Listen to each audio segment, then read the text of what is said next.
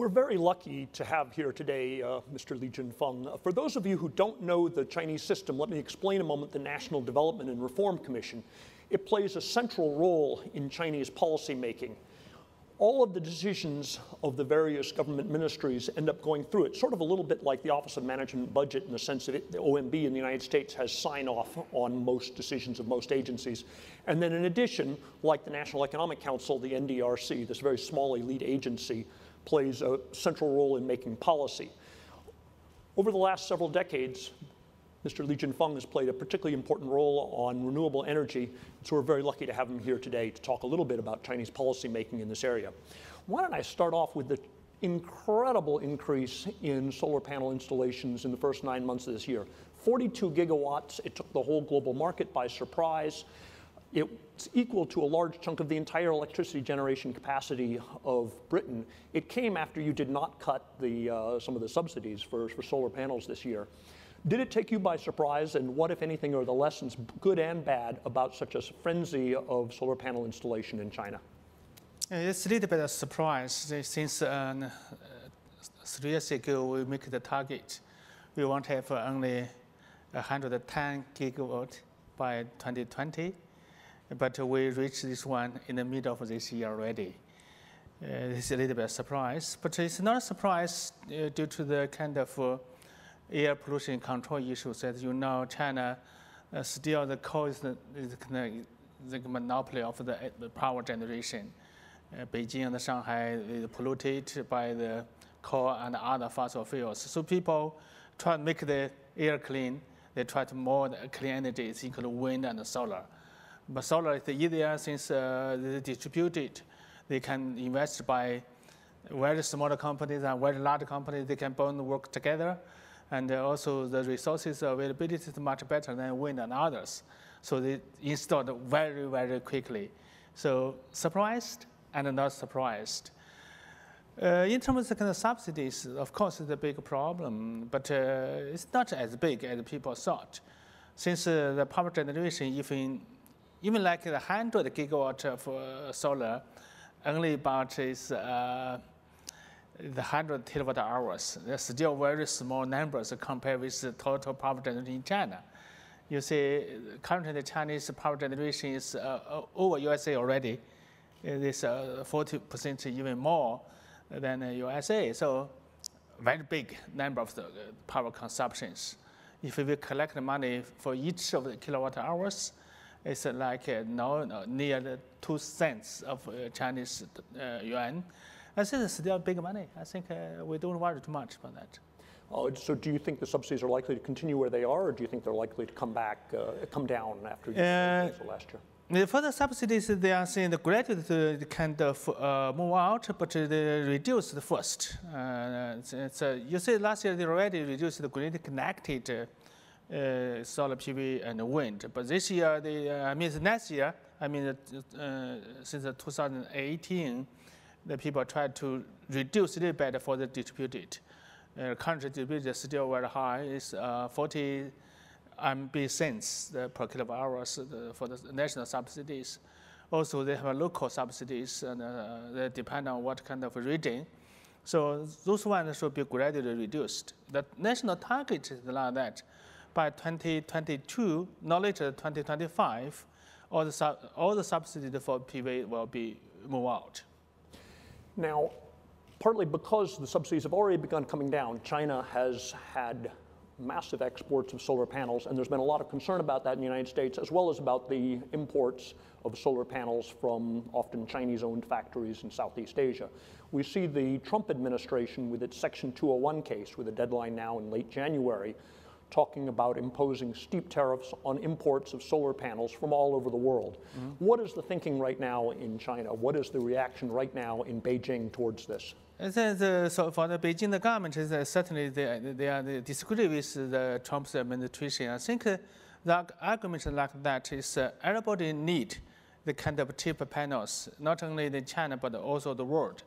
You take the kind of the climate change as action, especially for the topic today, for the 2 degrees strategy. You say we need the kind of cheapest kind of substitutions, include the clean energy, wind and solar, So in the bond, people argue how much money we can collect it for the $100 billion for support the climate change.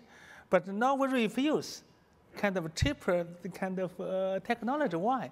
That's the people's argument. I think we need to talk about that. I think you say, I don't really want to talk to the USA people do something since you are a real marketing economy country. China not yet, at least. The USA do not believe China is the marketing country. But the Chinese government can accept like the bankrupt like LDK and Suntec. But you are a little bit worried about Solyndra, very small companies. Why you worried about them? Then you hurt all the users. Ask them have to pay a high cost, high price. I don't understand why. You said you're economy, marketing economy country. Then you prevent very small company. If you take that measures, I'm not sure Solyndra can survive or not. So that's a little bit strange to me. I would get some answer from you. Why? It's hard to know. It is extraordinary that Solyndra was such a big issue, not just here in California, but all over the United States. And yet you've had 3 major bankruptcies now with LDK, Chaori Suntec in China. On the other hand, there's been the argument from some in the United States that to the extent that those big Chinese solar panel companies had received enormous loans from state-controlled banks, and the remaining companies continue to receive very large loans at very low interest rates, that is a subsidy, that is a form of unfair competition. What do you say to those? I don't think it's an unfair competition. You say, I calculate about that. It's in 2007, Chinese the kind of solar panel manufacturers more than 800. Now it's more than 90% bankrupt. Only 10% left. That means only less than 100, maybe 70, 80 large panels producers is left. The rest of it was gone. But how the productions is increased. In 2007, total production in China, only 20 gigawatt. Now we have more than 100 gigawatt already. So that's the industry. Chinese government is the kind of concept that we support the industry as a whole instead of support individual companies. They don't worry by which one is gone, but the whole industry was there. That's very important. For example, I give one example. Everybody know LDK. Since LDK is listed on the New York stock market, it's bankrupt. But all their assets, all their capacity, to gradually move to other kind of PV companies.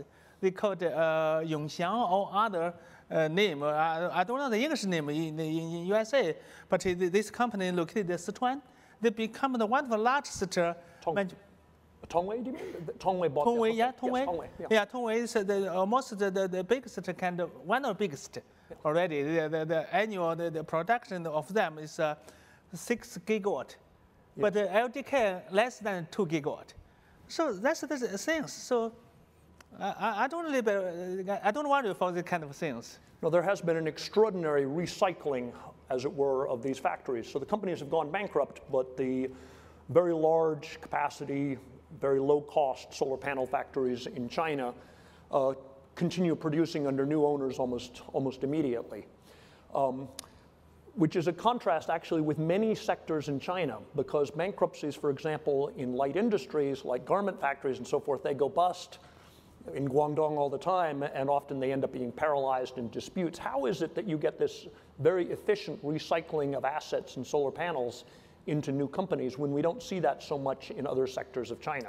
It's similar to the other sectors. These technology innovations. Today we are topic for that innovations for the 2 degrees. So the technology innovation is, you say, you talk the kind of mobile phone. Like 10 years ago, everybody used Nokia, but now everyone use Apple. Where's the Nokia? This is only the technology improvement. Similar in China, it's the industry like the solar panel, but also other sectors like the kind of TV set. As you know, Chinese is the largest kind of TV manufacturers. Usually we use the kind of traditional one, but when LED coming, all the manufacturers was gone. Only the kind of LED left. So similar for the kind of PV. I think I mentioned just before, in 2007, come to know more than 90% company was gone due to this kind of backward of technology. Now the new technology is kind of produce cheaper, high quality. So it's not the old companies, even the currently the the kind of large companies in the front of the world, they're still worried about the technology. So everybody have the kind of technology innovations. I think that's the dangerous. If you do not have enough power for innovation, then you'll phase out. That's terrible for everybody, for the PV manufacturers. Even for them, the technology improvement is very quickly. The technology improvement has been very quick. Now, in terms of the policy measures on trade, one of the big questions in January is whether the Trump administration will be able to negotiate or will want to negotiate a minimum price for Chinese solar panel shipments to the United States, or whether, which is what the Europeans did in the anti-dumping, anti-subsidy case 5 years ago, or whether the administration will opt for a straight tariff. I guess Beijing probably wants the price. Have you tried to negotiate a price minimum with them, or where is that going? Yeah, I don't like to suggest to them to negotiate for the minimum with the kind of price. I kind of give it one of a story for that. Similar, we like the Nokia and Apple. You see, the Nokia is less than $100 per set of the cell phones. Apple is more than $1,000. People don't worry. Why the USA, the government, I mean the Trump's administration, to make the minimum price for PV? Why do not let people use the cheaper one? Right. Only they choose the highest one. I think like the cell phone is people's choice. The people say I do not like the 100 Nokia, when like the 1,000 Apple. That's okay. But for electricity, everybody wants a cheap one. Why? You have the minimum, the price.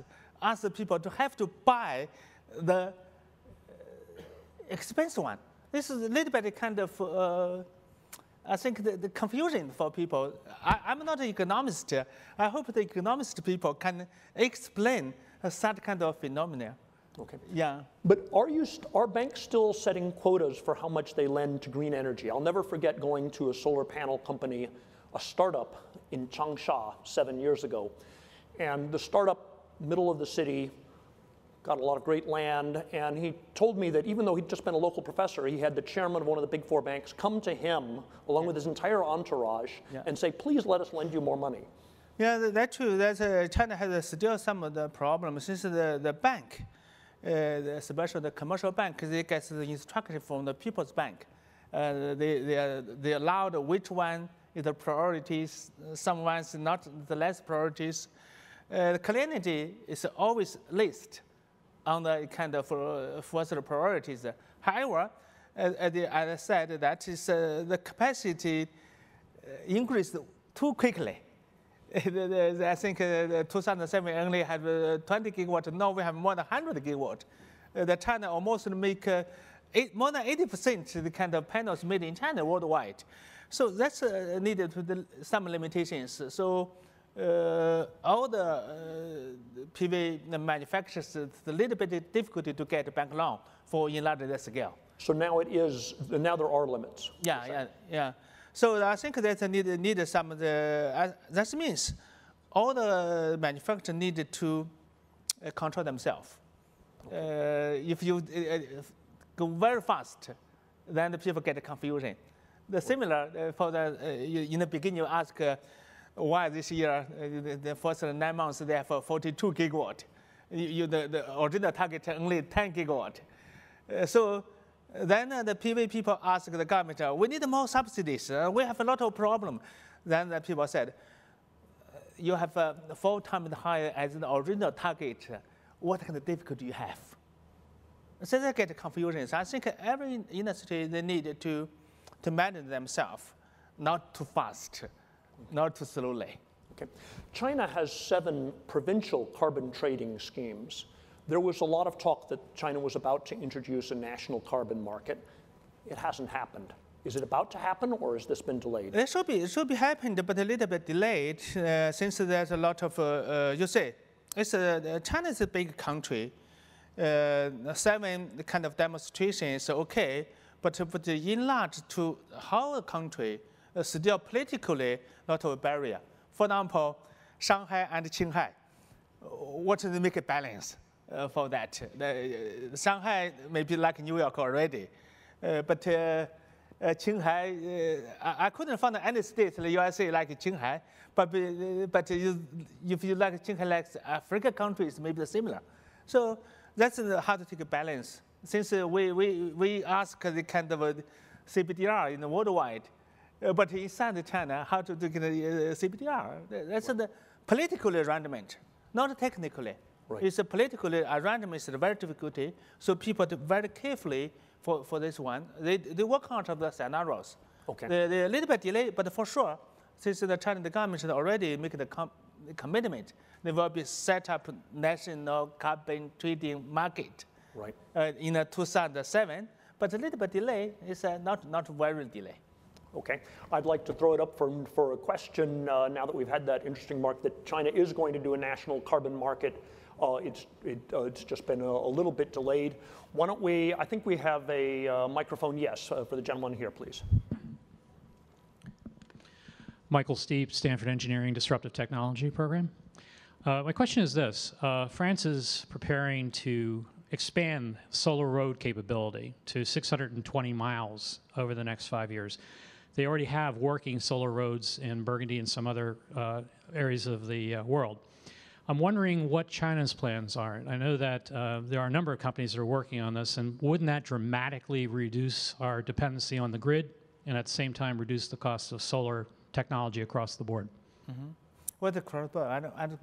So there's talk of using a new kind of what are called metamaterials to build the road itself in a way that it can generate electricity. So the cars are driving over it, but it's also generating electricity. France is doing quite a bit of this. What about China? There's a lot of the kind of the R&Ds for that. But personally speaking, this if we really need for this one or not. I think since you say not only in China and worldwide, similar in the USA, the highway, you have plenty of land along the highway. You can plant your PV there instead of on the road. Since I'm not sure, the transportation also equally important than the power supply. If you have a problem for the road, I'm not sure what's the quality of for the highway. If you put the kind of what kind of materials of PV, maybe you need sometime broken, you need to repair for that everything. Why you just put the PV along the highway? You have very plentiful land than the highway themselves.